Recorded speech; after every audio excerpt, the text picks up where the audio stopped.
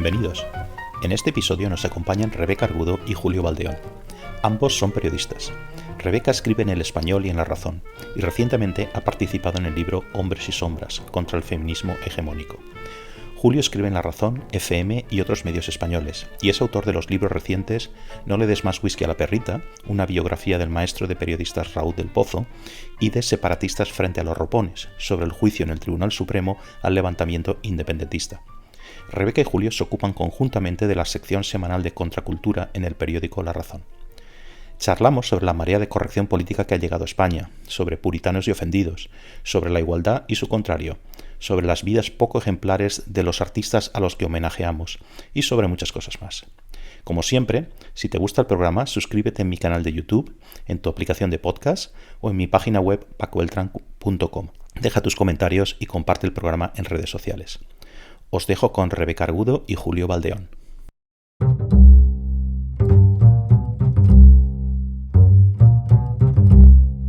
Vamos aquí con Rebeca y con Julio. Rebeca, ¿cómo estás? ¿Qué tal? Hola, muy bien. ¿Y vosotros? Hola, Julio. Hola Rebeca. Hola, Paco. ¿Qué tal? Bueno, pues oye, la primera, ya que vamos a utilizar mucha jerga aquí y mucho... ¿Creéis que soy un señoro por saludar primero a Rebeca y no a Julio? Ya veis por dónde voy, ¿no? Ha habido ahí un poco de micromachismo. Sí, yo creo que deberíamos indignarnos. Sí. Vámonos de aquí. Apaga y vámonos. Bueno, no. pues... Ahora la verdad es que casi cualquier cosa puede resultar ofensiva, así que tú siéntete libre porque vamos a poder quejarnos de lo que queramos, sobre todo yo que soy mujer, voy a poder hacerlo, así que da igual lo que hagáis, el cuidado que pongáis, seguro que puedo. Sí, desde luego nosotros estamos en una parte de la pirámide esa de interseccionalidad que no nos favorece nada, ¿no? ¿No piensas? Es fatal, lo de blancos, hombres... Heteros, todo el rollo, sí. Todo. Tenéis el pack completo, sí. Sí. Bueno, pues el artículo que publicaste, yo creo que fue la semana pasada o así, muy recientemente, los dos sobre el diccionario woke o el woke diccionario o algo así, ¿no? Que bueno, trajo un poquito de cola, ¿no? Y me pareció una cosa muy, muy divertida. Bueno, divertida y al mismo tiempo también la realidad, ¿no? Porque sobre todo yo trabajo en la universidad, ¿no? Entonces, y en una universidad canadiense, con lo cual estas cosas son el pan de cada día, ¿no? Te ríes, pero también es como algo que planea ahí encima, ¿no? Entonces, y estas digamos, vulnerables estos códigos, ¿no? Como estamos diciendo ahora, lleva a situaciones terribles, ¿no? A despidos, a ostracismo público y profesional, y vosotros habéis hablado de estas cosas, ¿no? También. Entonces, yo os quería preguntar, ¿vosotros veis este nivel, si quieres, de exageración, no sé un poco cómo llamarlo, que estas cosas que ya pasan en el mundo anglosajón, ¿creéis que están llegando o pueden llegar a España, por ejemplo, que es un ambiente intelectual, si quieres, completamente distinto? Empieza tú, Julio, que si no va a ser esto demasiado señoro. No solo creo que han llegado plenamente. Han llegado, entre otras cosas, porque hay una formación política que es Podemos, que ha decidido reciclar sus insuficiencias ideológicas apuntándose a este tren, como antes se fue apuntando a otros diversos núcleos irradiadores, ¿no? Y hemos transitado del neoperonismo a las políticas de la identidad y a todo el rollo nacido en los campus universitarios, ¿sabes? A partir de la posmodernidad y etcétera. Así que sí, ya ha llegado, es evidente y va a seguir llegando cada vez con más fuerza porque de manera muy torticera pues estas cosas se utilizan como herramienta para la pendencia política, ¿sabes? Y el peligro es efectivamente tomárselo demasiado, porque nosotros hacíamos coña, pero hay que tener cuidado con tomárselo a broma, porque uno de los problemas que ha habido con esta epidemia puritana es que durante años, si no décadas, la parte, digamos, de la academia, al menos en Estados Unidos, que era la más afectada, la parte, digamos, más convencional, pero también la más seria y la más solvente, pues hizo caso omiso, se dedicó a sus investigaciones y a tratar a los asuntos que consideraba que eran interesantes. Cuando se han querido dar cuenta, esta epidemia identitaria se ha hecho fuerte y ha acabado ocupando todos los espacios posibles. Primero en la academia, pero eso luego ha irradiado hasta llegar a los medios de comunicación y etcétera.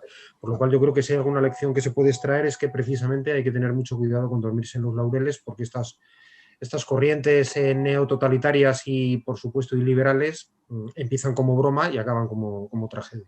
A mí es que me ha hecho gracia lo que has dicho antes porque es exactamente eso. Tú lo leías y era divertido. Bueno, Julio y yo nos lo pasamos pipa haciéndolo. O sea, tuvimos que había momentos de parar porque llorábamos de la risa. Y lo que quitamos y bueno, hay veces que da mucha pena no poder compartir el off, ¿no? de los artículos.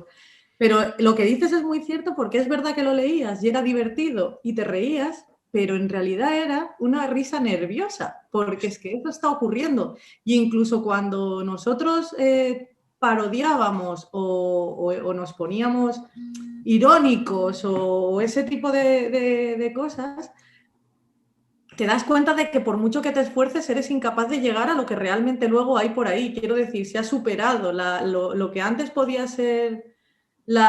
pues eso, la parodia, tú veías una cuenta fake antes en Twitter y la identificabas enseguida y eras capaz de divertirte, de pasártelo bien, de reírte de esa sátira. Pero es que ahora lo ha superado la realidad. Tú ahora lo lees y eres incapaz de diferenciar la que es real de la que es una sátira. Y eso... no deja de congelarte la sonrisa, claro, porque lo que subyace es muy peligroso. Y es muy peligroso porque a lo que apela es a las emociones, es a lo más animal. Entonces, tú no puedes pararte a tratar de razonar con alguien que le da igual porque la razón la desprecia, porque lo importante es el sentimiento. Es como si habláramos idiomas completamente diferentes, no hay punto de unión en esos discursos. Entonces, no es una cuestión de que nosotros, yo hablo como si fuéramos dos bandos irreconciliables, pero es que no puedes evitar sentirte uno de los bandos, porque es así, porque es que estamos en ese punto de razón versus emoción un poco. Entonces, sí que da un poco de miedo. Yo lo que pasa es que pienso que ellos están tan convencidos como nosotros de sus motivos. Quiero decir, no puedo presuponerles maldad. Lo que pasa es que desde el momento en que todo su argumento se basa en un yo creo, ostras, es que ya no puedo tomarte en serio, porque es que has elevado una creencia, una suposición o un pálpito a algo empírico, entonces no vamos a poder entendernos. Es difícil el diálogo, es difícil. Y una cosa, cuando hablamos de dos bandos, claro, pero es que tiene toda la razón Rebeca, y no, o sea, esto no es un ring de combate, pero en el fondo, no sé, estaba pensando, acordándome, por ejemplo, de La vida de Brian. La película de los Monty Python es una película que en su momento sufrió una campaña atroz de ataques por parte, digamos, de lo que en aquel momento se consideraba el pensamiento reaccionario. Hoy la gran paradoja es que esos sectores seguramente seguirían protestando contra esta película, pero además se ha añadido todas las huestes del otro lado que han adoptado muchos de los postulados más eminentemente reaccionarios.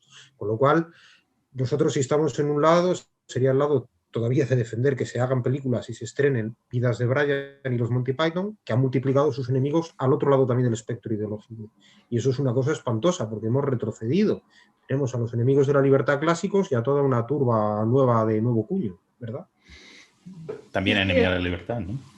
Rebeca, sí. Claro, lo que te quería decir es que es muy curioso lo que dice Julio precisamente, porque están en dos puntos ideológicos diferentes, pero defienden las mismas, para mí, barbaridades, que es la cancelación, que es el abortar todo debate, porque hay cosas de las que no se hablan, pero lo hacen en nombre de causas completamente diferentes. Es decir, tienen enemigos distintos, pero el discurso es el mismo, las actitudes son las mismas y unos critican a los otros cuando lo que están haciendo es perfectamente intercambiable. Tú les cambias al enemigo y el discurso es exactamente el mismo y la actitud es exactamente la misma. Entonces no deja de ser curioso que teniendo el espejo delante sigan atacando. Es como ver a una mosca dándose contra su propio reflejo. Y han acabado creando una sinergia, por ejemplo, se ve muy claro en el caso de la pornografía, ¿no? Que ha tenido sus enemigos clásicos desde, digamos, unos sectores muy conservadores,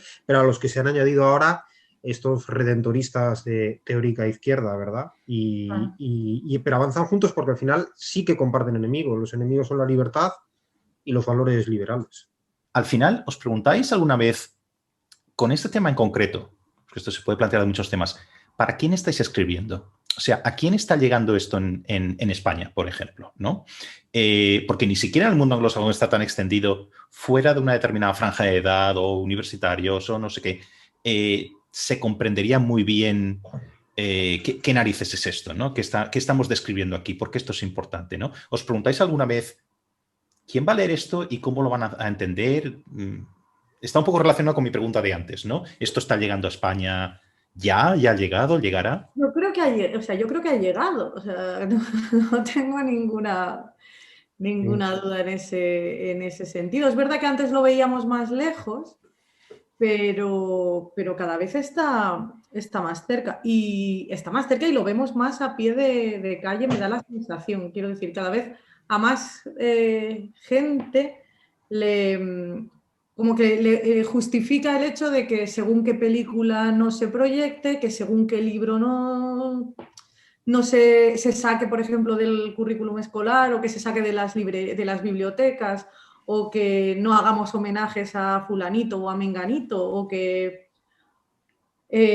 si lo hacemos digamos claramente que hizo esto o hizo lo otro. A mí me da la sensación de que ha llegado y que ha llegado tan despacio, lo que decía Julio, le hemos dado tan poca importancia porque de lejos da risa, que a la que nos hemos querido dar cuenta, como si fuese, pues eso, uno de estos virus de las películas, ha ido, pues digo de las películas y en realidad tenemos el virus aquí encima, quiero decir, yo sigo pensando en términos cinematográficos cuando podría perfectamente hablar en términos de actualidad. A lo que me refiero es a que lo tenemos más cerca y que es muy fácil caer en eso por reacción casi. Quiero decir, cuando tú te ves empujado por un lado y por otro a que te etiqueten de determinada manera, la reacción es rebelarte. Y si no estás muy pendiente de no caer en esas trampas y de no dejarte empujar y de desactivarlo, la mejor manera de desactivarlo es que no te afecte, pero si no eres capaz de relativizarlo y desactivarlo, es muy fácil verte empujado al lado contrario. Y eso, desgraciadamente, lo vemos en gente muy cercana y en gente a la que apreciamos y en gente a la que admiramos. Que de repente, pues eso, a fuerza de escuchar que te etiqueten, que te empujen, que te empujen, que te empujen, acabas sin darte cuenta cayendo en eso por reacción, que es fácil, es comprensible y además es lógico, en cierto modo. Sobre todo porque, mira, hoy te pongo un ejemplo. Hoy, por ejemplo, había salido una noticia veía a unos quejándose porque en no sé qué barrio querían quitar un mural de feminista.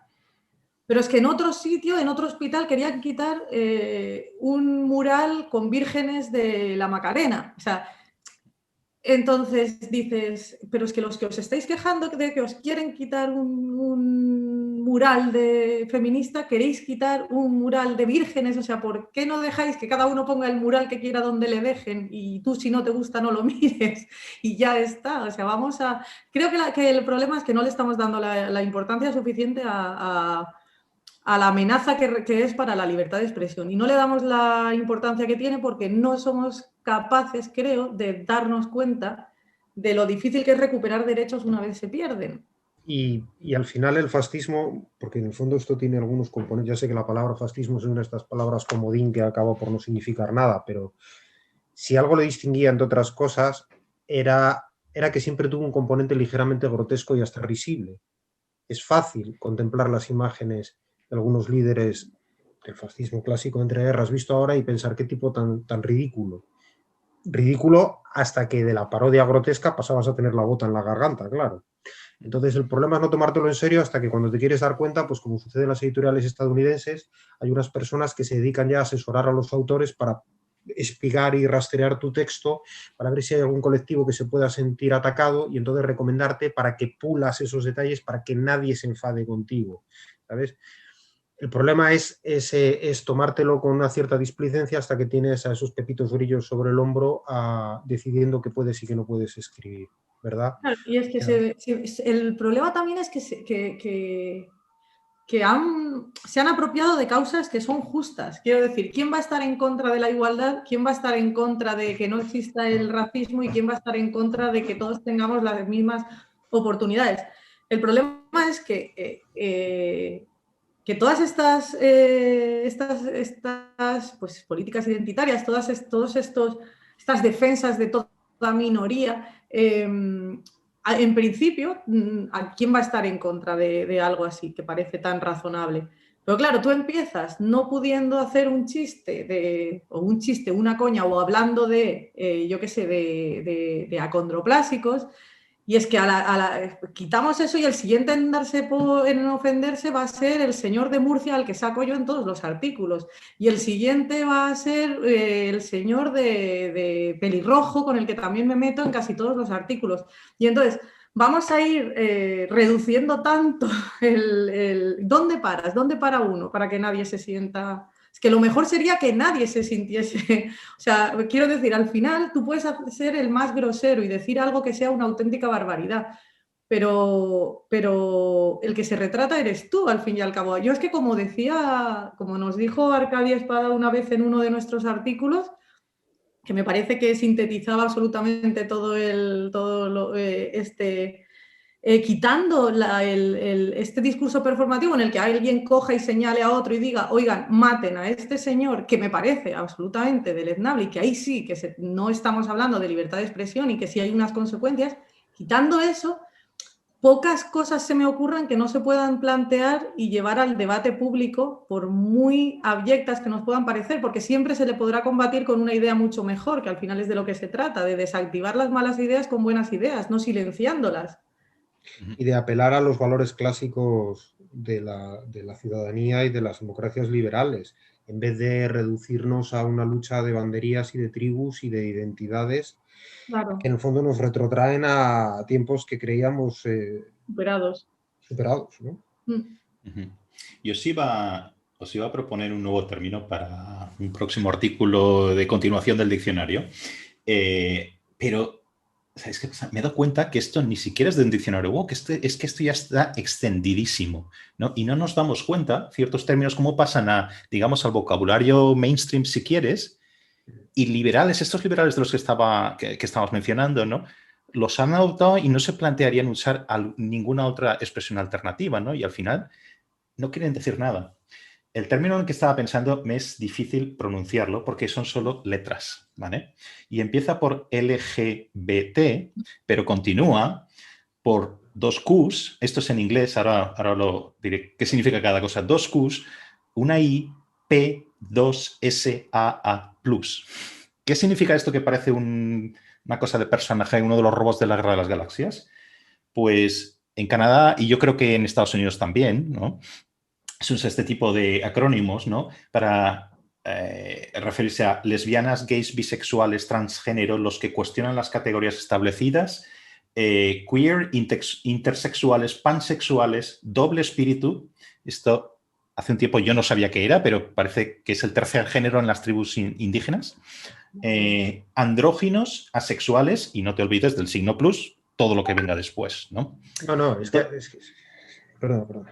Habréis oído. No, lo que quería decir con esto, y ahora os lo dejo ahí, esto parece una locura. Y no porque lo miremos desde fuera o lo que sea, sino que el otro día estaba leyendo un artículo de Andrew Sullivan, que estaba en New Yorker antes, también tuvo un problema, salió de New York y ahora casi le va muchísimo mejor escribiendo su blog, ¿no? Diciendo, es que ninguno en los ambientes gays, ninguno hablamos así.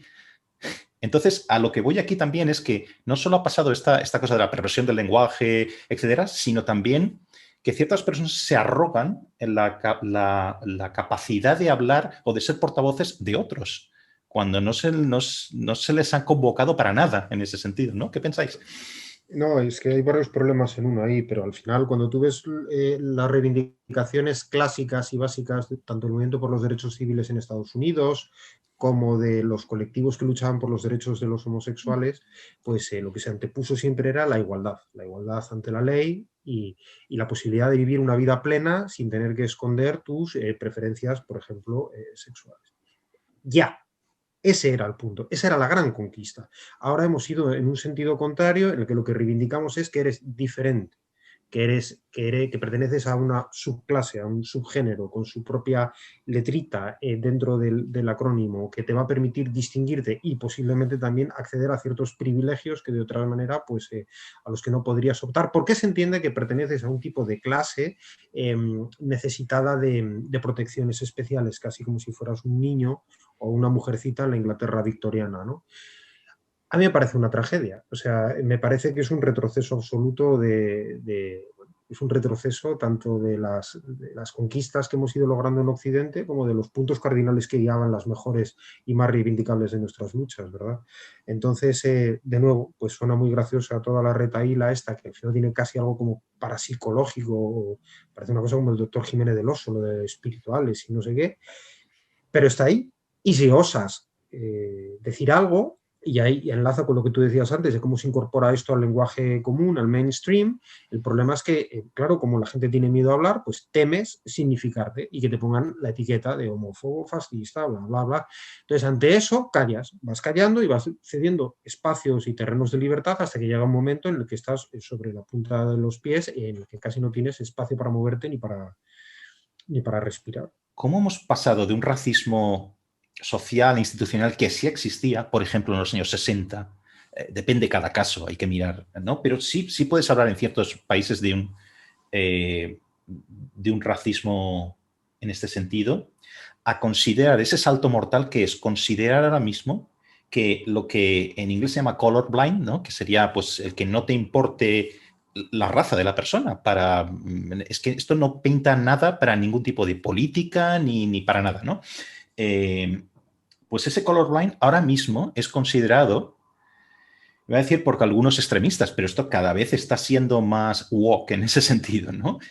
Un término racista. Si tú dices que eres colorblind en tus actitudes o en tus políticas o en lo que sea, eso te hace racista, ¿no? Entonces lo que hay que hacer es discriminación positiva, que empieza quizá bien entendida, pero es un desmadre la forma en que se está aplicando en muchos terrenos, la denuncia al privilegio blanco, eso ha sustituido a una cosa tan absolutamente sensata y progresista y revolucionaria, si quieres, como es decir, colorblind. Estaba pensando precisamente en que eso es extrapolable a casi cualquiera de las políticas estas identitarias, de cualquiera de las reivindicaciones. Quiero decir, podrías extenderlo a cualquiera, porque se supone que lo que se quería era una igualdad que bueno, pues una igualdad de derechos, una igualdad ante la ley, una igualdad de oportunidades, obviamente, ¿quién va a estar en contra de algo así? Pero es que es como que nos hemos pasado de rosca. Y entonces es aplicable a casi cualquiera de estos. Es que estaba pensando mientras lo contabas, por ejemplo, en estos espacios seguros, tanto para mujeres como para negros, pero no queríamos que las mujeres fuéramos a la universidad, no queríamos que los negros fuéramos a la misma universidad, no queríamos subir al mismo autobús. ¿Cómo vamos ahora a separarnos en nombre de lo contrario? O sea, es como si nos hubiésemos dado la vuelta y hubiésemos vuelto al mismo punto, pero enarbolando la bandera contraria. Entonces, a mí me parece tan ridículo que da miedo, porque es que de tan ridículo no hay manera de combatirlo, porque ¿cómo le haces ver algo así o sea, no sé, ¿cómo paras, por ejemplo, a Irene Montero? ¿Cómo la paras? Por poner un ejemplo, quiero decir, ¿cómo le vas a decir que lo que está haciendo ya que nos está vendiendo humo? ¿Cómo no sé, es que no se me ocurre de qué manera? Lo hablaba hace poco con Quintana Paz y era como es que la sensación es de que tenemos la batalla perdida. Y él decía que no había que tirar la toalla, que lo que teníamos que hacer era agarrarnos a los clásicos, que me parece un gran consejo. Pero sí, tenemos a los clásicos, como él dice, ¿no? Pero los otros tienen la pasta y los gritos. Claro, claro. Claro, y mira, el ejemplo que ponías de las mujeres es la anécdota famosa que cuenta Camille Paglia cuando es estudiante en los 60 y entonces en el campus finales de los 60, ¿no? Y entonces ellas, las chicas en el campus, las estudiantes tenían que llegar a una hora y esa a una hora por la noche, cosa que no sucedía con los estudiantes, con los hombres, ¿no? Entonces ellos van, un comité de chicas en las que está, de estudiantes, que está Camille Paglia, entre otras, van al rector para decirle, oiga, queremos libertad para poder llegar a la hora que queramos, pues somos mayores de edad. Entonces él dijo, no, es que tenemos que velar por su seguridad, porque el mundo ahí fuera es peligroso, ustedes son jóvenes. Y entonces Camille Paglia le dijo, no, es que nosotras queremos correr ese riesgo. Deme a mí las llaves y yo intentaré en la medida de mis posibilidades, cuidarme, pero no me trate como si fuera una disminuida mental. Bueno, pues eso ahora se ha dado la vuelta y resulta que no, que hay que crear un espacio seguro porque no eres una persona adulta que puede defenderse por sí mismo. Y cuando habláis de colorblind, hace poco el jefe creo que era el jefe de la crítica musical del New York Times, de la clásica, se preguntaba por qué es tan difícil conseguir que haya miembros de las minorías raciales en las orquestas, ¿no? Porque hay tan pocos chicos negros. Y entonces, la gran idea que se le ocurre es que digamos, los procesos de selección a lo que tienden en las orquestas es a evitar que el color de la piel influya, ¿no? Y entonces lo que se hace es una prueba colorblind, pero lo que propone es al contrario, que pueda el jurado ver la identidad étnica, el color de la piel de las personas que están intentando optar a la plaza de violonchelista, para que eso sea un factor que les haga decidirse no la calidad no su competencia como músico, sino el color de la piel. En el fondo, eso lo que esconde es un fracaso absoluto, porque lo que estás diciendo es que en vez de intentar aplicar políticas económicas en lugares como el South Bronx, que hay una tasa de delincuencia tremenda y que los niños crecen en unos hogares desestructurados, etc. En vez de intentar corregir esas desigualdades económicas de base, que son las que propician que esos niños negros no acaben en la Filarmónica, en el Lincoln Center, lo que haces es maquillar la realidad, sigues teniendo a todos los negros viviendo en la miseria en el South Bronx, pero eso sí, tienes a dos tíos tocando la tuba en el Lincoln Center y entonces ya hemos alcanzado la sociedad post-racista. No, al contrario, lo que estás haciendo es meter los problemas y las desigualdades debajo de la alfombra, pero tú te pones esa medalla y es nueva por saco, ¿sabes? Pero porque se confunde. Hipocresía acojonante. Yo creo que todo esto al final, el problema es que confunden la igualdad de oportunidades con la igualdad de resultados. Quiero decir, igualdad de oportunidades sería que tú pusieses las soluciones ahí abajo, donde tú dices, es decir, ¿dónde viven la mayoría de gente negra? Pues aquí, pues vamos a poner allí políticas, vamos a apoyarles y que puedan, porque es que tú no te puedes dedicar a la música, no te puedes dedicar al guión, no te puedes dedicar a la escritura, no te puedes dedicar a según qué oficios si tienes que estar ganando el pan para tu familia. Es que es así de fácil, lo maquillemos como lo maquillemos. Entonces pon ahí. Y si ellos pueden presentarse esas pruebas, estoy segura de que podrán alcanzar los resultados. El problema es que es mucho más fácil ir a los resultados. Y no es justo, porque es que los resultados tienen que ser producto de la excelencia, del esfuerzo, del talento, que es donde hay que auparles. Pero esta discusión al final la puedes aplicar casi a cualquier cosa. Con las mujeres es lo mismo. Yo me indigno muchísimo, a lo mejor porque como no soy negra, pero soy mujer, pues me toca más cerca. Me indigna mucho cuando hablan de cuotas y de este tipo de cosas. Y cuando dicen que a partir de ahora, por ejemplo, yo qué sé, pues que en los altos cargos van a tener que ser la mitad mujeres por narices. Pero es que estás ayudando a la mujer precisamente que no lo necesita, porque la que va a poder optar a ese puesto, que vas a obligar que lo cubra, es alguien que no necesita tu ayuda. Quien necesita tu ayuda es la señora de más de 50 años con cargas familiares, parada de larga duración, a la que estás dejando de lado, pero a la que has tenido la habilidad de convencerla de que tiene más que ver con Ana Patricia Botín que con el señor que está cavando una zanja al lado de su casa. Y no tiene ningún sentido, porque ese señor no está oprimiendo a esta señora de 50 años que no tiene para sacar adelante a su familia. Pero es que está lleno de trampas. Claro, entonces, en lugar de ir a los resultados, que es ya está, los puestos directivos, mitad hombres, mitad mujeres. No vayas ahí, arréglalo de abajo. Quiero decir, que tengan las mismas oportunidades para llegar por sí mismas ahí arriba. El problema es que tú dices eso y automáticamente eres facha, eres una pija de derechas privilegiada, ya ves tú, que lo dice porque no tiene problemas, no tiene... dices, ostras, pero si tengo los mismos precisamente que cualquier hijo de vecino, por eso me interesa que las cosas se hagan bien. Y, por ejemplo, es que, claro, es que eso que dice Rebeca está tan trucada la discusión. Por ejemplo, dicen la trampa de la meritocracia. No, perdón. El problema de la meritocracia es precisamente uno de los, digamos, de las barreras que nos han permitido que las diferencias de cuna o de origen no acaben siendo digamos, el criterio definitivo a la hora de que tú puedas desarrollarte, porque si tienes mucho mérito y te distingues y vales mucho, el hijo del campesino podía optar a los mismos puestos que el niño de las élites. La trampa de la meritocracia, en todo caso, es que ese niño del campesino, bueno, ya no hay campesinos, pero bueno, quiero decir, pueda optar a esas oportunidades para poder demostrar su valía. Esa es la trampa. La trampa es que no haya un intento por crear una sociedad más justa y más igual en el origen, cuando yo citaba el caso del South Bronx. Pero no que la meritocracia en los resultados finales tenga que ser el gran criterio, porque si no, ¿cuál es? ¿A quién conoces?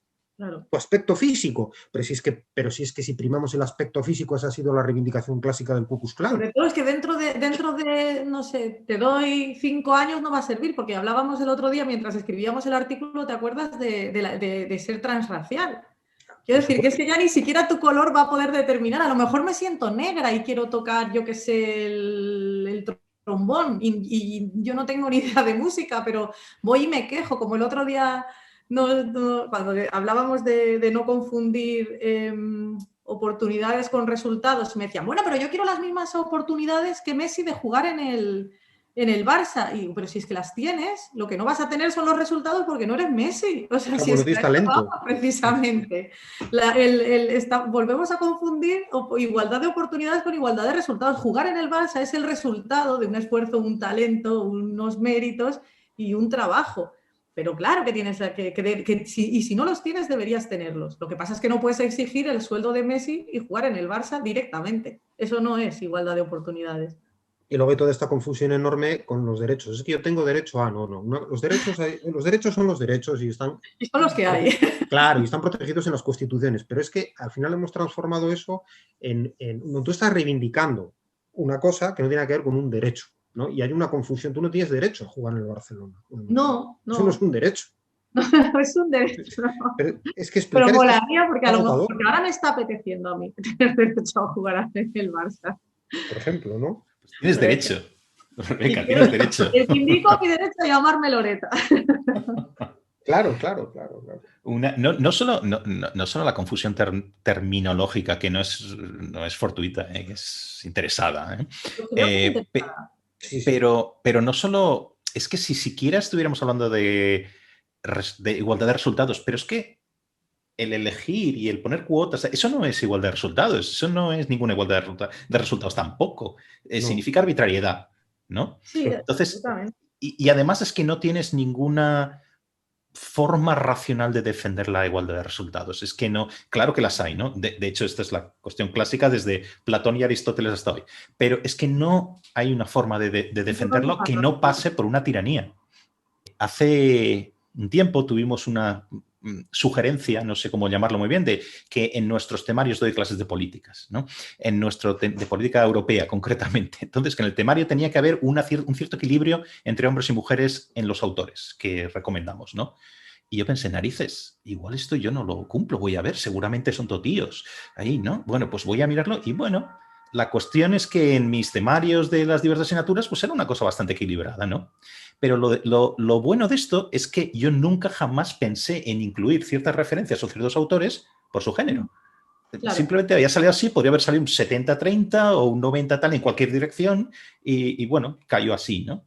De hecho, la idea de plantearme este criterio me parecía totalmente absurda, artificial y ridícula. Es que te iba a contar una anécdota porque es justo lo que te pasó a ti, nos pasó a Julio y a mí el año pasado.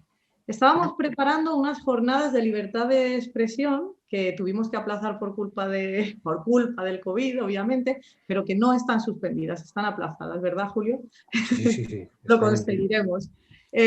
Bueno, pues Julio y yo estábamos diseñando estas jornadas y estábamos pues apuntando con quién queríamos contar, qué mesas queríamos hacer, qué temas queríamos contar, qué queríamos tratar y de qué manera. Hicimos finalmente 4 mesas con 4 temas que nos interesaban mucho y hicimos una lista con todos los personajes o las personalidades que para nosotros eran imprescindibles en esta mesa. Cuando miramos, teníamos solo a una mujer y todo el resto eran hombres. Pero no había sido una cuestión, y te lo digo de verdad y te lo digo de corazón porque podría haber pasado al revés, pero es que era gente que nos parecía imprescindible, era gente que tiene muchísimo que contar en cada una de las áreas y que tiene muchísimo que aportar y que son, bueno, que estamos contentísimos de poder contar con ellos porque casi todos nos dijeron que sí. Entonces, y hubo un momento en que Julio y yo nos llamamos por teléfono y dijimos, ostras, Julio, se nos va a caer el pelo, porque Porque no tenemos... es que no, o sea, no es solo que no hay igualdad, es que es 99-1, o sea, y entonces nos planteamos seriamente sacar a algunas de las personas a las que admirábamos y a los que creíamos que tenían mucho que aportar y meter a mujeres. Y nos paramos y dijimos, no, no podemos caer en esto. No podemos sacar a gente que nos interesa su testimonio, que tiene un discurso interesantísimo y que tiene muchísimo que compartir con todos, y meter a mujeres que vamos a tener que ir a buscarlas una por una, no por sus méritos, no por su discurso, sino por ser mujer, porque cuando el discurso pueden, y hay ya mujeres interesantísimas, seguro, estoy segura de que las hay, pero no son en las que nosotros pensamos. Entonces, todo su mérito iba a pasar a un segundo plano, porque si nos poníamos a buscarlas, lo primero que íbamos a mirar era que fueran mujeres y nos parecía injustísimo. Y entonces decidimos dejar el cartel como estaba y arriesgarnos a que nos salten a la yugular. Porque en el fondo no somos machistas. Y como no somos machistas, ni dejamos de invitar a mujeres por ser mujeres, ni las invitamos por mujeres. Es que nos importa un bledo si son tíos o tías. Exacto. Porque no somos machistas. Y esa es la clave. Pero fijaos una cosa, es tan exagerado todo, no sé qué palabra utilizar aquí ya, que incluso cuando te planteas este tipo de historias, te va a venir otra persona, ¿vale? Y te va a decir, es que esto en sí es... Usted demuestra que su sesgo, etcétera, porque la propia... No, pero la propia diferenciación entre hombres y mujeres tampoco vale. Porque usted no está teniendo en cuenta las personas trans, por ejemplo. O sea, y no está teniendo en cuenta después la raza. Y, no está, y al final... Pero es que si nos pusiéramos así, tendríamos que tener 3 días de jornadas para poder invitar a una mujer, un trans, una persona no binaria, un señor de Murcia, un alérgico a la lactosa, o sea, quiero decir, para representar a absolutamente todas las minorías, que cada vez son más y que si seguimos así, en 2 años, cada uno de nosotros va a ser su propia minoría. Exacto. Exigiendo reconocimiento y que le pongan en valor. Es que es una locura, es que no puedes. Entonces yo creo que lo único que se puede hacer ante eso es pues estos pequeños gestos absurdos de, oye, mira, es que yo no soy machista, tu etiqueta me la voy a pasar y me va a afectar lo que yo te diga. Y en el momento en que desactivas eso, yo creo, has dado ya un paso grande, porque es que el único valor que puede tener que te señalen como machista es que ¿quién se lo va a creer? ¿Él? Quiero decir, es como cuando a los niños chicos se quejan de fulanito me ha dicho tonto, pero tú eres tonto. No, no soy tonto, entonces no te tiene que afectar. Pues esto es lo mismo. Eres facha, eres machista.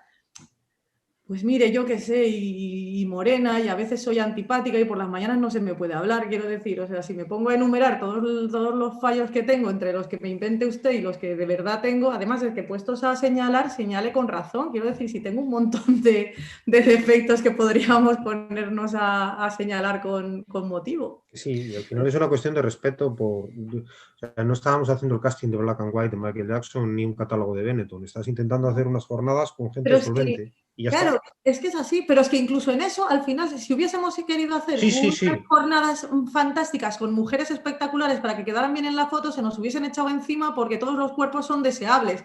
Y sería como, ya, pero es que nosotros queremos que salgan bien en la foto, es que si quisiéramos otra cosa, buscaríamos otra cosa. Entonces, da igual lo que sea, al final va a pasar algo que... Hay si me permitís empezar por una anécdota, no una anécdota, un pasaje, que lo cito de memoria, no lo tengo aquí, pero que a mí me gustó mucho cuando lo leí hace un par de años, que es de los diarios de Andrés Trapiello, ¿no? Entonces, en uno de ellos, hablando, no sé cuál era el contexto, precisamente yo creo que algo así, ¿no? El papel de las mujeres en los temarios de literatura, algo así. Bien, allí Trapiello decía una cosa, y es que con una frase muy bonita, que que yo la transcribo de memoria y por tanto la hago un churro, ¿no? Pero básicamente decía, los buenos escritores y las buenas escritoras se dejan el género en la puerta cuando se ponen a escribir, ¿no? Y a mí me parecía aquello muy revelador, ¿no? Por lo menos da que pensar, ¿no? Y enseguida, como soy yo, intento buscar algún contraejemplo, ¿no? En mi cabeza, ¿no? Sobre esto, sobre la pregunta que sería si hay creación masculina y creación femenina, ¿no? Por ejemplo, yo recuerdo dos libros, así a bote pronto, cuando estaba preparando esta pregunta, ¿no? Uno es un libro de Hanif Kureishi que se llama Intimidad. No sé si habéis oído y me pareció uno de los mejores ejemplos que he leído de un hombre escribiendo de lo que es ser hombre. Pero que te quitan si quieres, no sabes quién es el autor y un hombre podría reconocer, con una cierta sensibilidad, podría reconocer que es un hombre escribiendo sobre los hombres. Y otra autora, Natalia Ginzburg, es una de mis autoras favoritas, escribiendo un libro que se llama Querido Miguel, se llamó en España, y es un libro así, de esa forma hablar de los hombres, solo puede escribir una mujer. Y de los sentimientos de las mujeres solo puede escribir una mujer. Entonces, mi pregunta, después de todo este rollo, es, ¿creéis que hay una creación masculina y una creación femenina? Hay un modo de ver, y por creación digo literatura, música, pintura, lo que tú quieras, ¿no? O más bien estamos en el terreno de lo que decía Trapiello, el género te lo dejas en la puerta. Yo creo que el género te lo dejas en la puerta y quizá en la escritura, claro, como la escritura es eminentemente reflexiva y es autorreferencial y abstracta, es decir, puede ser más discutible, pero por ejemplo a la hora de componer una sinfonía, a mí me cuesta creer que veas el elemento femenino o masculino en el adagio de, ¿sabes? Ese toque, empieces a pensar que hay una serie de valores y de rasgos y sesgos que te parece que esto es más violento, esto es masculino o esto. Pero más allá de eso, yo creo que es un debate es un debate interesante, pero claro, tal y cual, está tan demenciado ahora mismo el campo de juego que es un debate que puede llevar por derroteros un poco inquietantes, ¿verdad? Yo siempre pensé que la literatura femenina era una etiqueta comercial que se popularizó en los 80, pues como podría haber otras similares, ¿verdad? Supongo que sí, claro, el escritor escribe de sus experiencias y si eres mujer puedes tener unas experiencias biográficas, sociales distintas a si eres hombre, igual que si eres negro en Alabama en el año 50, pues tus experiencias no serían iguales que las del blanco en Alabama de los años 50. Ahora, ¿eso significa que es una literatura de negros, una literatura de la negritud o de la blanquitud? Pues me parece que quizás es un poco extremarlo, ¿verdad? Es llevarlo un poco a unas fronteras en las que yo a veces me encuentro un poco incómodo porque me parece que rozan lo de tan subjetivas, se transforman en algo casi, bueno, no sé si místico, pero tiene un punto así. Así que no lo sé. ¿Tú crees que hay Yo en esto arte? estoy de acuerdo con Trapiello. Yo creo que quitando lo referencial, que entonces sí que obviamente, pero lo referencial es referencial a ti como mujer, como es a ti como vivir en un pueblo pequeño, como vivir, quiero decir, en pareja o no. Quiero decir que es que lo referencial abarca a todo tu persona, a todas tus experiencias y a todo lo que te rodea, pero más allá de eso, yo no creo que haya una forma de escribir eminentemente femenina y una forma de escribir eminentemente masculina. No lo creo. De todas formas, justo para uno de nuestros artículos estuvimos hablando con editores, ¿te acuerdas? Cuando en noviembre, que era el mes de leer solo mujeres y que era una cosa... Y entonces estuvimos hablando con distintos editores y justo todos coincidían en una cosa bastante sorprendente, que era que hasta este momento nunca se habían fijado en el sexo de quien escribía un libro, que lo que les interesaba era la calidad, porque para ellos lo importante es, obviamente, que ese libro sea bueno, que ese libro se venda, que ese libro se lea. Entonces no les interesaba si quien lo había escrito era hombre o era mujer. Y ahora de repente sí estaban mirando de editar a más mujeres porque hay una demanda de mujeres escritoras, porque por ejemplo en noviembre hay que leer mujeres que escriben, porque de repente en los pueblos, en los barrios, en las casas culturales se organizan clubs de lectura de mujeres que leen a mujeres y porque de repente pues hay que leer a mujeres, a cualquiera, entonces se están editando a mujeres. A mí me parece muy curioso y me parece contraproducente para la calidad final. No porque las mujeres no puedan escribir bien, sino porque si te pones a coger a mujeres a bulto, pues seguro que alguna no lo hace tan bien y simplemente la estás editando porque es mujer. De todas formas, se producía después un fenómeno muy curioso también, y es que si tú ibas a ver los libros que se habían editado en el año, habían muchos más libros. A ver, estaba bastante igualado, o sea, era como 40, 60, algo así, si no me equivoco, hombres, mujeres. Sin embargo, los libros que se leían eran muchos más de hombres. Sin embargo, las mujeres eran mucho más lectoras. Es decir, que eran las mujeres haciendo... cogiendo la estadística y llevándola al extremo, es las mujeres leen mucho más, las mujeres son mucho más lectoras, son las que le compran libros y lo que compran son libros escritos por hombres. Hay que reeducarlas. Entonces, claro, entonces al final es una de dos, o las mujeres están equivocadas y son todas machistas, o yo soy una machista porque estoy dando datos en lugar de decir que... Eso es. Entonces, a mí ese artículo, ¿te acuerdas, Julio? Nos resultó muy curioso porque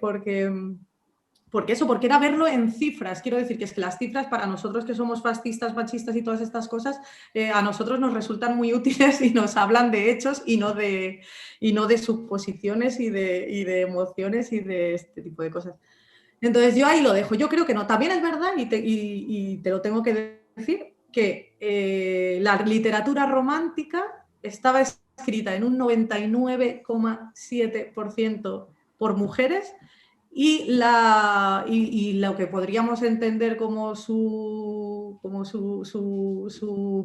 bueno, pues como el contrapeso, que sería a lo mejor la novela negra, la diferencia no era tanto. Había también mujeres escribiendo, o sea, a lo mejor era 75-25, pero sí había mujeres escribiendo novela negra. Sin embargo, no había hombres escribiendo en literatura romántica. Entonces, a lo mejor lo que deberíamos de hacer es exigir una cuota de hombres escribiendo literatura romántica, novelas victorianas y este tipo de romance, este tipo de cosas, me parecería justo. Y desde aquí lanzo la reivindicación, porque yo siempre a tope con la igualdad. Es eso que nos faltaba, o sea, lo que ya ahora tengo que escribir novelas para Arlequín o Ahora, cosas Julio, así. tienes que escribir una novela romántica porque necesitamos compensar. Aquí hay una, en un programa anterior entrevistaba a Inger Enquist, que es esta profesora hispanista también de Suecia, y ella es muy políticamente incorrecta. Bueno, ella siempre ha sido lo mismo, solo que como los tiempos van cambiando, pues ahora ella es esta señora políticamente incorrecta, ¿no? Y me decía que la novela romántica en Suecia y en el mundo nórdico en general se ha adaptado muy bien al mercado y a los cambios sociales, ¿no? Y ahora el estándar, no una cosa, un subgénero de la novela romántica, sino que el estándar eran parejas formadas, por ejemplo, por un carpintero buenorro y una arquitecta, ¿no? Eso era lo que vendía, ¿no? Entonces ahí reflejaba todo, ¿no? La diferencia de cultura, de lo que vas buscando, ¿no? Entonces me parece una cosa graciosísima, no me parece una tontería, ¿no? Sobre todo te libras de que se te echen al cuello, no vaya a ser ella la que va limpiando una casa, ¿no? Y el señor rico es el que le echa los trastos. Ahí incurrirías gravemente en un supermachismo. Eso ya no sería micromachismo. No, eso es Sería mega directamente machismo. tu novela no sale. Está bien, es supervivencia. Vamos, si queréis, un poco a vuestra visión de la polémica sobre el homenaje a Jaime Gil de Viedma. Si queréis que habéis sacado artículos consecutivos, estoy pensando en Genios Malditos, que escribisteis los dos en La Razón, y luego creo que fue ayer o fue esta mañana cuando lo he leído, no sé, Rebeca, has sacado el de Obras Excepcionales, Actos Miserables, ¿no?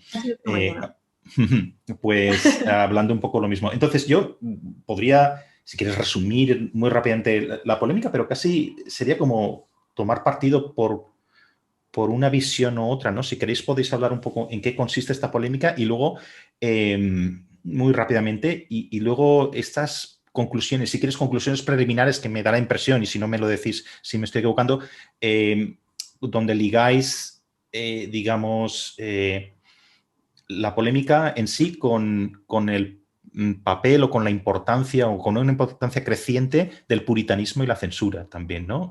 Esto lo he hecho yo, no es Julio. Eso he sido yo y no ha sido Julio, entonces es justo que asuma yo la responsabilidad. Quiero decir, una cosa es el artículo que escribimos nosotros para Contracultura y que iba en un sentido y que lo que hicimos fue hablar con diferentes personajes que nos parecía que tenían mucho que aportar al debate, o bien porque estaban en él, o bien porque su opinión era relevante, como por ejemplo Félix de Azúa, que nos parecía una voz muy autorizada, o Sabino, que es adorable y que es alguien que a mí me parece que siempre tiene la palabra justa y que es súper lúcido, o Montano, que es maravilloso, y Quintana Paz, que yo le dejaría que cerrara absolutamente todos nuestros artículos. Pero bueno, o Andreu Jaume, por ejemplo, que estaba en la polémica. Entonces, una cosa es el artículo que escribimos nosotros y que básicamente lo que hacen, nosotros introducimos el tema, hablamos un poco de lo que nos parece y damos un poco nuestra opinión.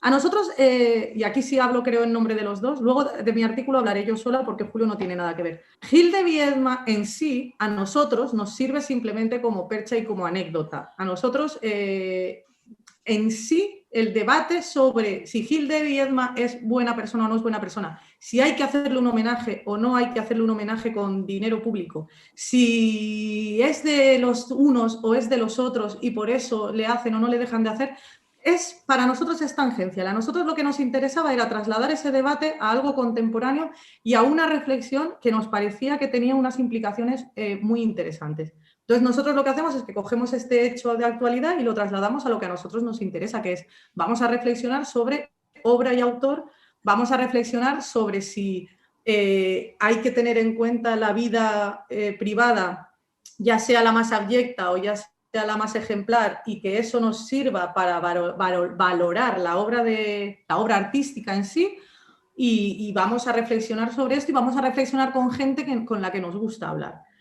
Ese fue nuestro artículo y entonces básicamente trató de eso.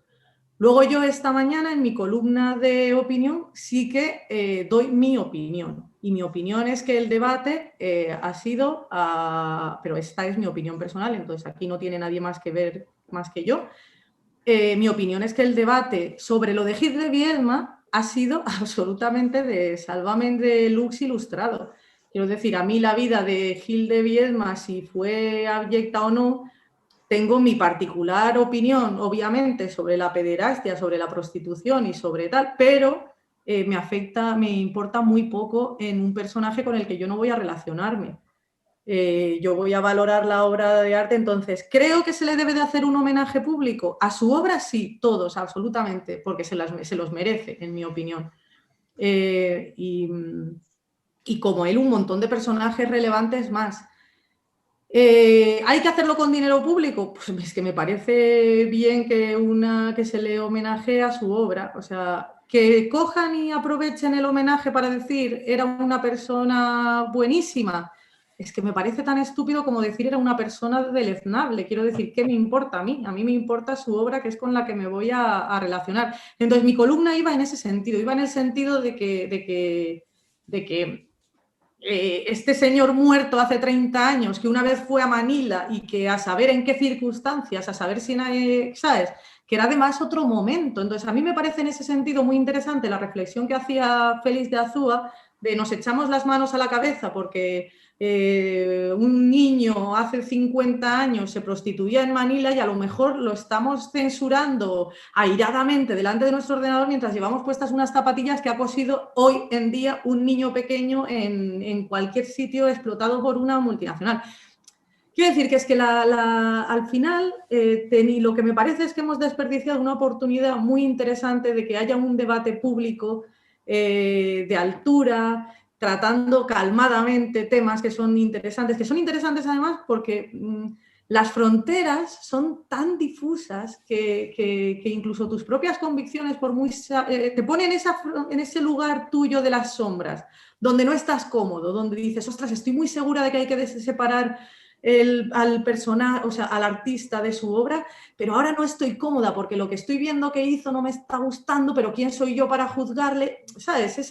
Entonces yo creo que es ahí donde es muy interesante argumentar, contraargumentar, pero centrarlo en si Gil de Viedma que murió hace 30 años, que el pobre señor debe de estar criando malvas y ni se acuerda de nosotros ni nada por el estilo, merece o no merece un homenaje, es que me parece simplificarlo y me parece banalizarlo y me parece ir a lo superficial, independientemente de quién defienda cada idea, porque creo que luego la siguiente parte que me molesta muchísimo, pero a mí personalmente también, no meto a nadie más, es que el debate este que a mí me puede interesar, que me parece que lo que te digo, que es interesantísimo por todas sus connotaciones, pues tanto filosóficas como éticas, como estéticas, como morales, se embarra por unas alianzas que subyacen que a mí ni me interesan. Imagínate, si no me interesa lo que hacía Gil de Viedma, lo que me interesa es que uno sea amigo del otro o deje de serlo, o se hayan visto 3 veces o no se hayan visto nunca.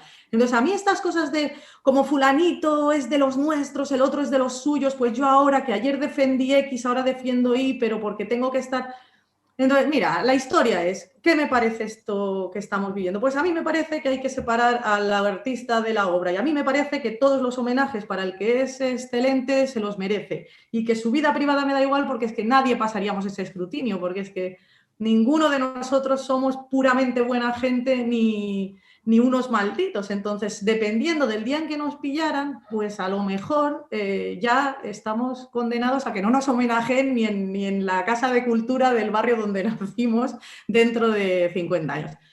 Y ese es el tema. Y ya te digo, y yo encima como no soy de estas, trato de ser, no siempre lo consigo porque es difícil, pero trato de no dejarme llevar por las pasiones, las simpatías, las filias ni las fobias, porque me parece traicionar a esto que intento defender, que es, vamos a tratar de razonar pues en lo filosófico. Bueno, lo filosófico tampoco, pero más allá de lo personal. Quiero decir, entonces a mí, incluso con mis simpatías personales que las tengo, si en este caso no estoy de acuerdo con unos, pues no estoy de acuerdo con unos y estoy con otros. Y un poco por ahí van las cosas. Entonces yo creo que se mezclaban demasiadas cosas en este debate. Ahora me gusta también oír lo que dice Julio, pero simplemente apuntar No ahí lo que... dejo hablar, pobrecito mío, siempre le hago lo mismo. Simplemente apuntar que la única, yo que estaría muy de acuerdo en lo que estoy diciendo y lo que los dos habéis dicho también, las cosas que tenéis comunes en lo que habéis publicado, pienso si no hay absolutamente ningún límite. Y ahora daré un ejemplo después Vale. de escuchar a Julio, ¿no? Pero eso es lo que se me plantea a mí, es que, vale, muy bien, por un lado la obra, por otro lado la persona. Siempre, no importa De esas cómo fronteras... deleznable sea el autor. Claro. De esas fronteras difusas era de las que te hablaban que me parecían interesantes. Quiero decir, por ejemplo, Julio y yo me parece que el otro día, cuando estábamos escribiendo el artículo, hablábamos ostras, pero defenderíamos que le hicieran un homenaje a un tipo de las SS que se ha cargado a no sé cuántos mil judíos, pero que era un pintor excelente.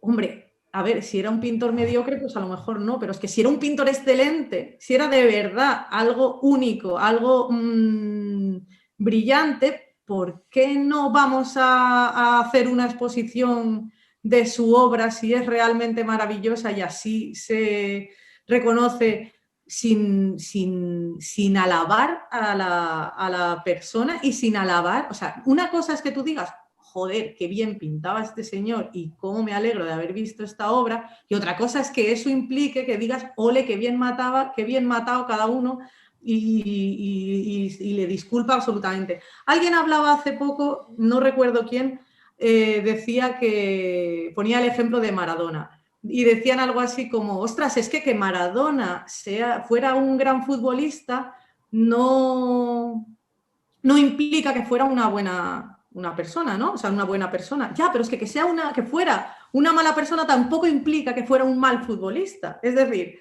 ese planteamiento funciona perfectamente igual al contrario. Yo creo que al público en general se le escapan claves biográficas y personales en el tema Gil de Viedma, que se entremezclan porque muchas personas lo han conocido, ha sido maestro y amigo de unos, en fin, yo creo que estas cosas que han sucedido siempre en toda trifulca literaria, ¿sabes? Que hay componentes personales y biográficos que quedan un poco fuera de que el gran público no puede penetrar en ellos. Eso por un lado. Por otro lado, da la sensación de que estamos dando por hecho de que Gil de Viedma fue un canalla, porque de hecho ya ponemos comparaciones, se ha hablado de Céline, del antisemitismo. Hombre, eso está por ver. Es verdad que sus escritos y lo que dice respecto a la pederastia, pues la verdad es que tienen un punto bastante inquietante, cuando menos, por decir un segundo. Pero claro, ya le hemos sentenciado y condenado. Ya el debate es en los términos de, a pesar de ser un hijo de la gran puta, merece que se... Hombre, creo que estamos corriendo un poco. Otra cosa aparte es este rollo, esta tendencia de los poetas, como decía alguien, a estarse haciendo homenajes continuos todo el día. Yo creo que es que no hay... el gran homenaje que se le puede hacer a Gil de Viedma es leerle y publicar sus libros. Y luego estos actos públicos en los que digamos que aparte del autor, parece que se venera o se homenajea también a la persona, pues yo creo que a veces no solo... Creo que a veces no aportan nada más allá que el beneficio político que quieran sacar las autoridades políticas cuando van a estos actos, y en los que, digamos, lo literario para ellos es lo de menos, lo que quieren es el relumbrón del acto y el atraer para sí todo lo que este nombre y su trayectoria pueda tener, ¿verdad? Alguna chupar de ahí. Entonces, quizá es que hay demasiados homenajes y quizá lo que hay que hacer es publicar más a los poetas y publicarles mejor y reeditar sus obras y menos actos casi de veneración que parecen sustituir un poco lo religioso en unas sociedades eminentemente laicas. Y como ya no tenemos la parte religiosa, pues ahora nos tiramos a esto. Y luego, como dice Rebeca, en el fondo para nosotros el tema de Gil de Viedma era la percha para reflexionar un poco más allá.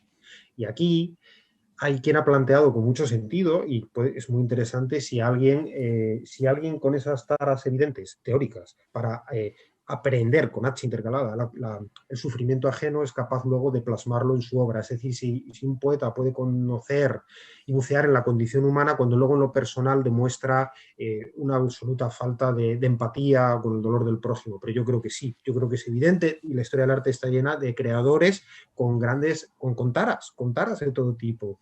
Supongo que igual que la historia de la fontanería. Pero más allá de eso está el asunto, y aquí sale un poco de que hemos pasado de una censura, que lo hemos hablado Rebeca y yo muchas veces, una censura que se centraba sobre todo en las obras, lo que tú escribías, si lo que escribía pasaba o no la censura del moralista de turno, porque tuviera imágenes eróticas, porque cuestionaras las relaciones de poder. Ahora, a esa censura que sigue, porque es la censura de la que hemos hablado antes, y para eso hay estos correctores en las editoriales que te dicen si estás metiéndote pisando avisperos, a esa censura vamos a añadir la censura de la obra. No basta con que tu obra, de la vida, no basta con que la obra sea casta, como piden el feminismo de séptima, octava ola o tsunami o lo que sea, tu vida también tiene que ser casta. Y claro, la verdad es que se está poniendo todo un poco complicado, ¿no? Un poco complicado para disfrutar de la pintura de Caravaggio, que fue un asesino, Neruda, que abandona a su hija comportándose como un auténtico canalla, aparte de los problemas que escriba Stalin, cuando ya se sabía en la época todas las barbaridades genocidas del tipo, etcétera, ¿verdad? Entonces, en fin, no lo sé, creo que avanzamos por unos caminos moralistas inquietantes, aunque considero legítimas las preguntas y me parecen interesantes. Por eso era un debate rico y que se podía tener más allá de ese Sálvame Deluxe de lujo del que hablaba. Claro, es que nosotros a lo que íbamos precisamente era que el debate nos parecía, y de hecho nosotros queríamos plantear físicamente ese debate, es decir, que se pudiese, porque las dos posturas nos parecían muy interesantes, porque es que puedes entender las dos, puedes entender las reservas de alguien hacia, pero o sea, las puedes entender perfectamente. Oye, cada uno es que al final tiene sus tragaderas particulares y su escala de valores, y igual que cada uno de nosotros elegimos a nuestros amigos y a la gente con la que nos relacionamos en base a líneas rojas, pues ¿por qué no vamos a hacer lo mismo con el otro? Lo que pasa es que a nosotros lo que nos apetecía, lo que nos parecía interesante era escucharles a todos, y era trasladar ese debate a lo que nos interesaba, sacarlo de lo que es la figura concreta de Gil de Viedma, que nos parecía que tampoco tenía más recorrido, porque es que el pobre vamos a dejarlo tranquilo, ¿no? Un poco. De todas formas, es interesante también que sea la figura de Gil de Viedma, porque Estos días pensaba un poco qué habría ocurrido si hubiese pasado esto con un personaje de derechas, ¿no? O sea, quizá le habríamos, no habría habido debate siquiera, le habríamos condenado directamente socialmente pues eso, a la miserabilidad. César González Ruano, que sabemos que fue un canalla en Por el ejemplo. París ocupado y que entregó a gente a la Gestapo. Pues César González Ruano, Mafre, liquida el premio con el que yo siempre soñé con ganar cuando era adolescente y que ya no tendré nunca la oportunidad de hacerlo, porque ya no hay premio César González Ruano. Claro, volvemos a lo de siempre. Los crímenes de los que se acusa a Ruano, bueno, pues yo entiendo, claro, son inquietantes. El problema es que a mí al final esto de los homenajes y tal, como Rebeca, Sí. es que no me interesa, es que creo que no. Esto es como cuando han declarado el flamenco patrimonio inmaterial de la humanidad. ¿Y qué? Ya. ¿Y qué? Si hay cientos de grabaciones de Chocolate y de Camarón y de todos los otros que no se han podido remasterizar ni publicar porque la gente no le interesa y no compra esos discos, si cierran los tablaos de flamenco, si los artistas flamencos se mueren de hambre o tienen que hacer sacando auténticos churros para poder seguir con su arte, a mí no importa que sea patrimonio material o inmaterial de la humanidad y vaya el ministro y el otro y le dedique un homenaje. Si es que en el fondo damos importancia a lo simbólico, somos humanos y es inevitable, pero tiene menos importancia de la que creemos en muchas ocasiones. Pero yo también veo aquí, no sé cómo lo ves, que esto se junta en lo que empezamos hablando al principio y esto, ¿no? Es que engarzan perfectamente, ¿no? Te iba a Porque decir porque tú lo has dicho en la pregunta. Cuando me has preguntado y yo me he enrollado muchísimo y no he dejado hablar a nadie y me he empeñado en separar un artículo del otro porque me parecía importante resaltarlo. Ha habido un momento en que tú lo has dicho, decías, habéis enlazado lo de Gil de Viedma con todo lo que hablábamos antes de esta moralina, toda esta especie de protoinquisición, lo llamaba yo en el artículo, creo recordar, no me acuerdo ahora mucho. Esto también he sido yo, no ha sido Julio, pobrecito, que al final van a acabar salpicándole todas mis movidas, porque con esto de que ahora somos tan de artístico los domingos, parece que los lunes le arrastro al fango sin querer, pero ya, no, pero es totalmente inocente de mis movidas. Soy no hay yo... movidas. No hay movidas porque la gente a la que apreciamos y queremos sabe discrepar sin Sí. perder el aprecio que te pueda tener o, ¿sabes? Yo creo que al final... Bueno, el caso es que yo sí que hacía la comparación un poco con lo que te decía al principio de casi estar en estas pelis de zombies en las que ves avanzar ¿sabes? Que primero muerden a los que están muy lejos, pero cada vez lo ves más cerca, más cerca, más cerca, y al final llega a la puerta de tu casa sin darte cuenta, como quien dice, porque es que es muy fácil caer empujado en esto. De hecho, es que cualquier día nos pasa nosotros y de repente nos tocan a alguien a quien apreciamos y nos volvemos loquísimos y sacamos un artículo diciendo que hay que cerrar no sé qué exposición, ¿sabes? Quiero decir que es que hay que ser consciente de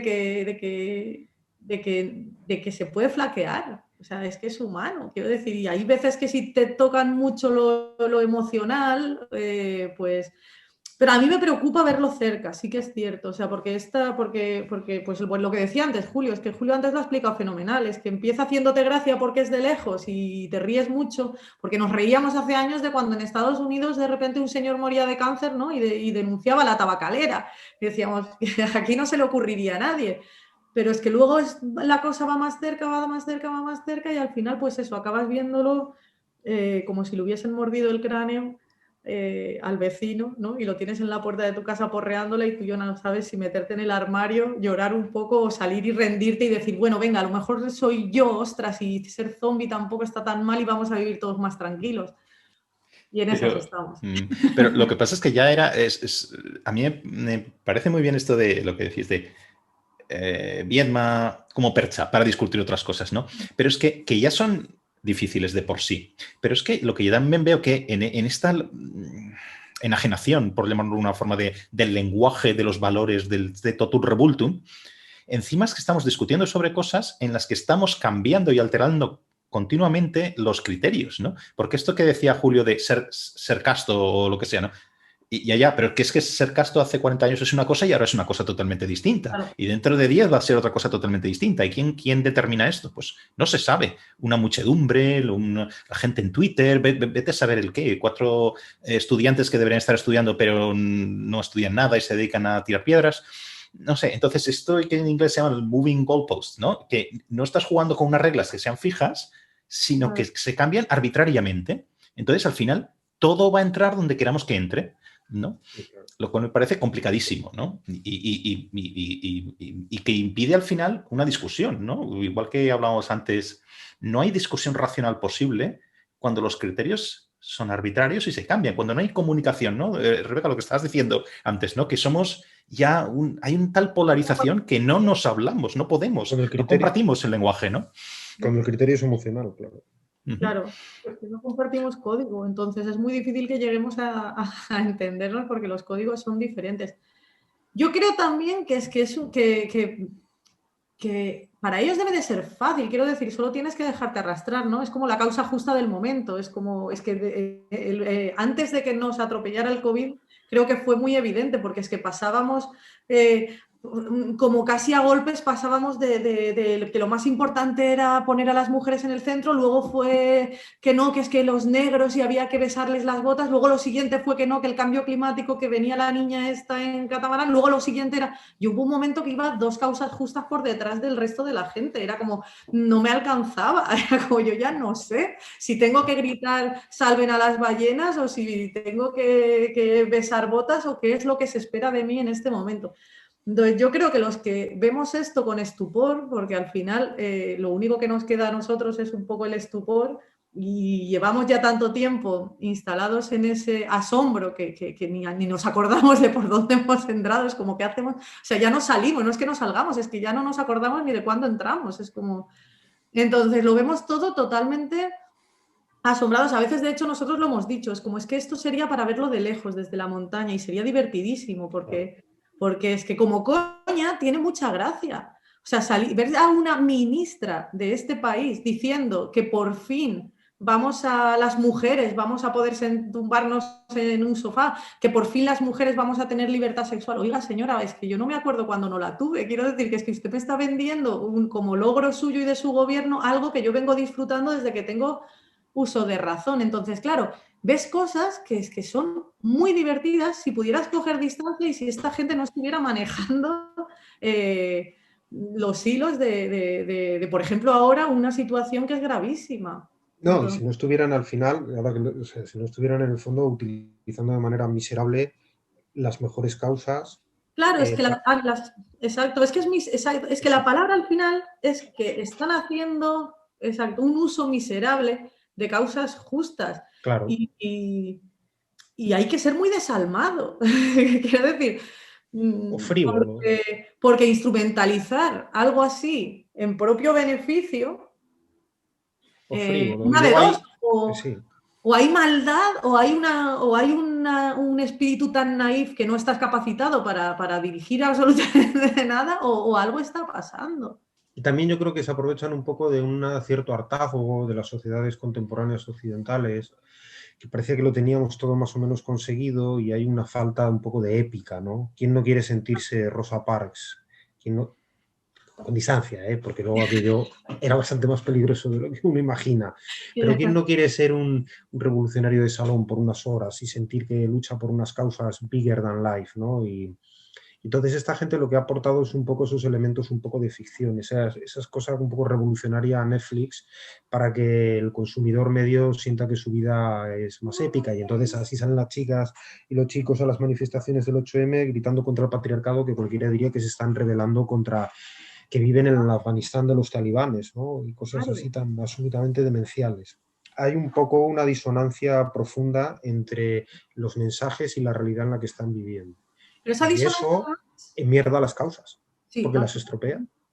Porque claro que hay que reivindicar la igualdad, porque claro que el machismo es una lacra, porque por supuesto que hay que pelear por la igualdad, pero la manera en la que las usan, tan hiperbólica, tan exagerada, acaba por machacarlas. Quizá ahora, con la pandemia y con la crisis económica que viene y que va a ser mucho más profunda, como vamos a tener que estar otra vez atentos a cuestiones más básicas, como la supervivencia, como la subsistencia, quizá estas otras discusiones y peleas van a revelarse, van a revelar el punto de snobismo que siempre han tenido y a lo mejor van a quedar un poco desactivadas, porque va a ser el tiempo de volver a hablar de las cosas que importan, ¿no? Entonces, cuando hay millones de parados, pues todos estos aquelarres identitarios exhibicionistas, pues claro, frente a las causas y cosas que realmente importan, pues quedan un poco desnudos en su condición patética. Espero. Pero Eso volverán.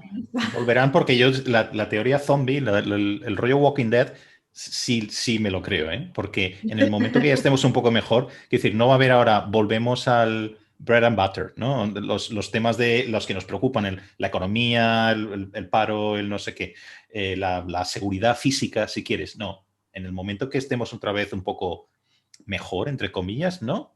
Esto va a volver de una forma u otra, ¿eh? Es lo que yo pienso. En ese sentido soy un poco feminista. Oye, casi que lo dejamos, pero una pregunta muy, muy rápida y si queréis la podéis responder en cualquier otro lado, lo que sea. Todos tenemos nuestras listas de los artistas hijos de puta, ¿no? Yo estaba haciendo la mía y me he dado cuenta que no recuerdo ni una sola mujer que pueda colocar aquí. O sea, la artista hija de puta. Y está viendo que en otras listas, ejemplos, no suelo ver mujeres ahí. No puedo pensar un solo ejemplo. Un solo ejemplo de tía que destacara artísticamente y que además... sí, una hija de puta. Hija de puta personalmente. Está acreditada, ¿quieres decir? Sí. Entonces, me parece curioso simplemente, ¿no? Creo que esto es una cosa políticamente correcta. Algo pasa vamos a pensar en esto y luego nos mandamos mensajes vamos a publicar nuestras listas de brillantes hijas de puta. Eso es. Pero va a haber un trabajo de investigación. Pero te estás ganando el cielo de la sororidad con eso que has dicho, ¿eh? Porque claro, total. Estás negando que ellas son buenas. Claro. Yo te creo y todo eso. Sí. No, soy totalmente consciente. Pero creo que es una empresa que hay que hacer, ¿no? Por la igualdad, ¿no? En nombre de la igualdad, ¿no? Por tener listas paritarias. Por supuesto. Bueno, oye, pues para mí es un placer. Me han pasado como si esto fuera 5 minutos, pero ya llevamos bastante... Ha pasado volando, muchas gracias. No, yo creo que deberíamos hacer una especie de serie esto y encontrarnos, no sé, periódicamente y discutir. Porque... A cierto tiempo hacer el siguiente capítulo. Cada vez que la liemos, por ejemplo. Claro, o sea, que la semana que viene. Claro. No, pero seguro hablamos y algo montaremos, desde luego. Oye, muchísimas gracias a los dos, Rebeca, Julio. Ha sido un placer. Lo mismo. El placer mío, de verdad. Y bueno, hablamos. ¿Vale? Seguro que al siguiente le dices, madre mía, la entrevista no ha fluido. Ha sido... Muy mal. Nada, no había manera, no había fluido. No, un beso grande. Lo contrario. Besos. Gracias. Hasta luego.